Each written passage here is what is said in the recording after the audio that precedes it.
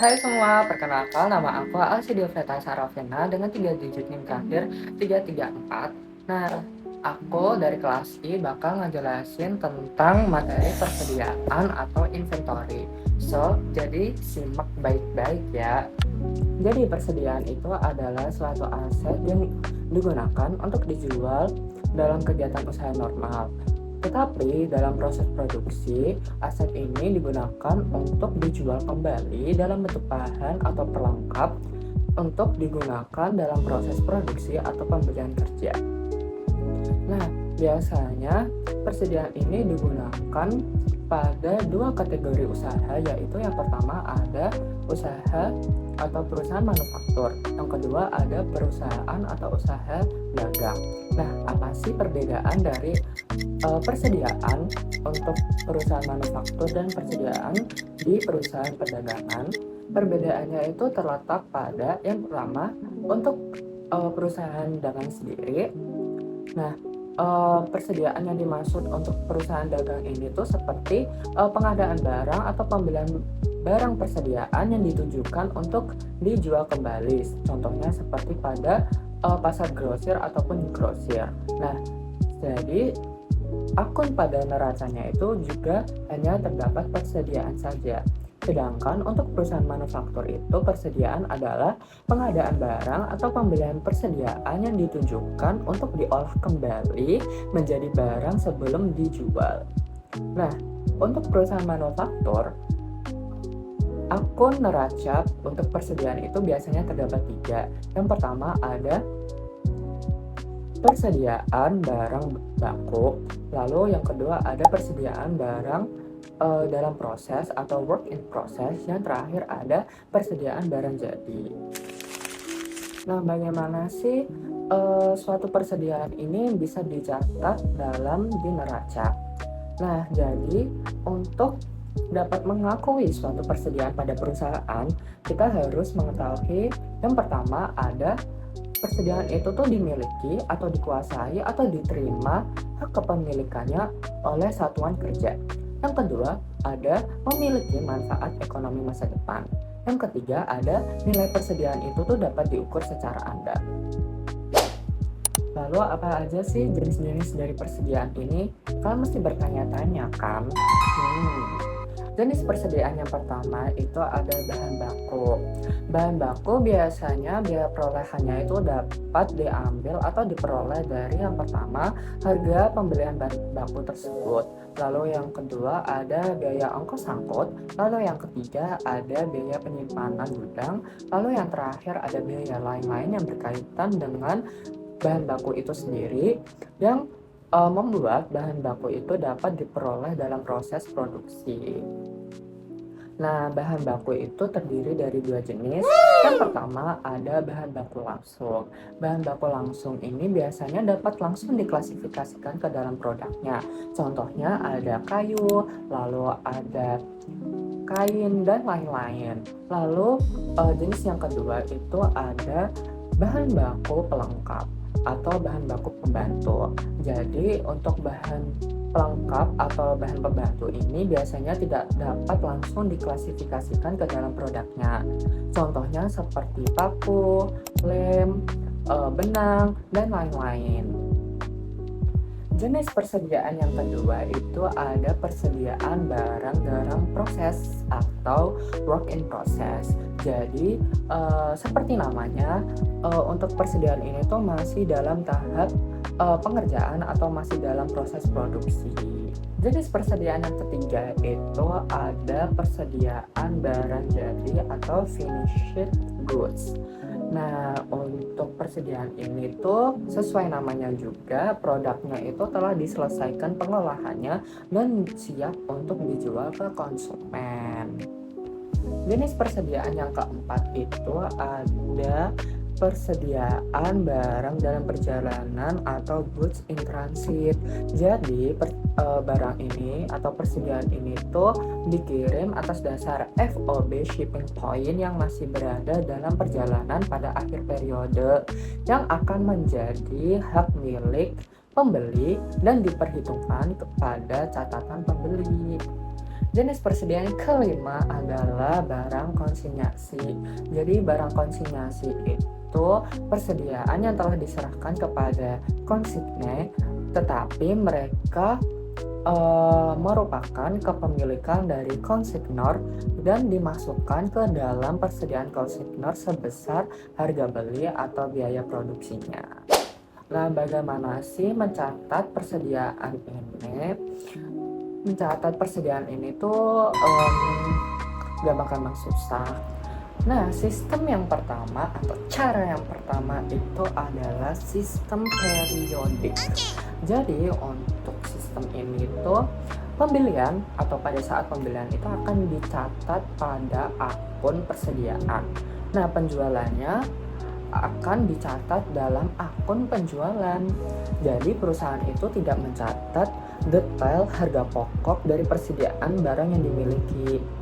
Nah, untuk menentukan harga pokok penjualan dari sistem ini tuh caranya yaitu menambahkan persediaan awal dengan pembelian neto, lalu akan dikurangkan dengan persediaan akhir.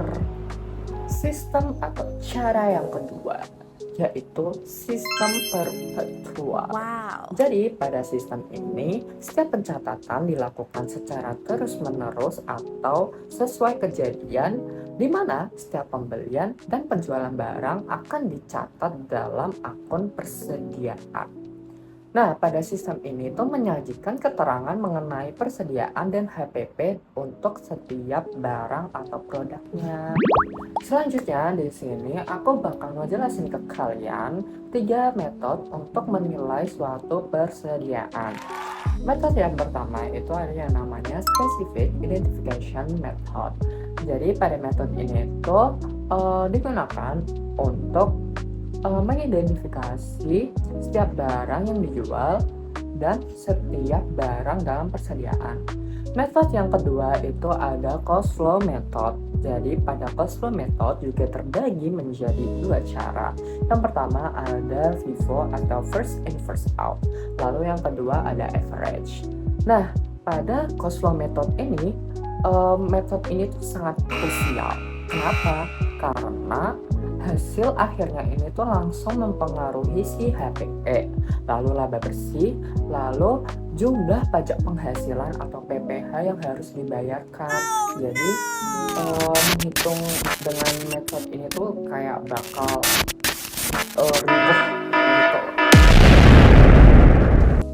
Nah, berdasarkan pasal 10 ayat 6 UU PPh, wajib pajak Indonesia itu hanya dapat menggunakan satu cara dari 2 cara yang udah aku sebutin tadi, si FIFO atau si average. Kalau misal FIFO atau first in first out, ini tuh mengasumsikan bahwa barang yang kalian pertama kali beli itu barang yang pertama kali akan keluar pada saat terjual.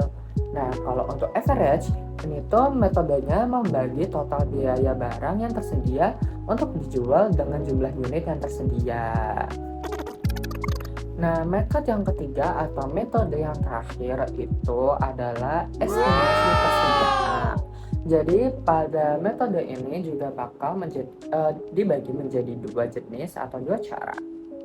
Yang pertama ada gross profit method. Jadi untuk akuntan, auditor, atau manajer ini biasanya sering menggunakan metode ini. Kenapa? Karena metode ini tuh gampang untuk diuji kewajarannya untuk nilai persediaan akhir dan bisa mendeteksi kesalahan yang besar dalam menilai persediaan akhir. Namun metode ini tuh tidak seharusnya digunakan untuk menyiapkan laporan keuangan pada akhir tahun. Nah, cara yang kedua itu ada retail inventory method. Jadi metode ini sering digunakan oleh retail, contohnya seperti pasar swalayan atau pasar serba atau lain-lain. Nah, kenapa digunakan untuk peritel? Karena biasanya digunakan untuk menaksir nilai persediaan guna penyusunan laporan laba rugi untuk menentukan apakah terjadi kekurangan pada persediaan mereka. Anggapan dalam menggunakan metode ini yaitu perbandingan atau rasio antara biaya terhadap harga retail barang yang tersedia dijual selama satu periode. Nah, dalam menggunakan metode ini harus memenuhi syarat. Syaratnya yaitu adanya catatan harga jual dan nilai setiap barang yang dibeli. Nah, buat mempermudah kalian memahami materi yang udah aku sampaikan tadi, di sini aku udah nyiapin beberapa contoh kasus. Kasus yang pertama itu pada tanggal 3 Maret 2012, PT Bintang membeli 100 unit barang dagang dengan harga total 5 juta dan belum termasuk PPN. PT Bintang telah dikukuhkan sebagai pengusaha kena pajak atau PKP sejak 31 Januari 2005. Pembukuan atas persediaan dilakukan dengan sistem perpetual. Nah, untuk mencatat kasus atau menjurnal buat kasus ini, pada debit kita ada akun persediaan barang dagang sebesar 5 juta dari harga totalan tersebut. Nah, lalu ada pajak masukan sebesar 500. Kenapa 500? Karena pada tahun 2012 ini masih menggunakan tarif sebesar 10%, sehingga pajak masukan yang harus dibayar adalah sebesar 500.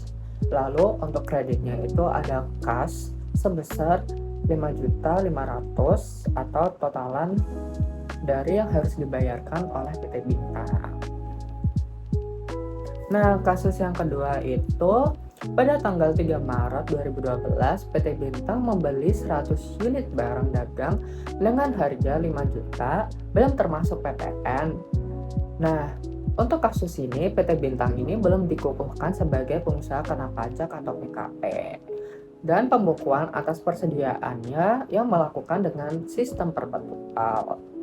Nah, jadi untuk menjurnal dari kasus ini, pada debit kita ada persediaan barang dagang sebesar 5.500.000. Lalu pada kreditnya itu ada kas sebesar 5.500.000.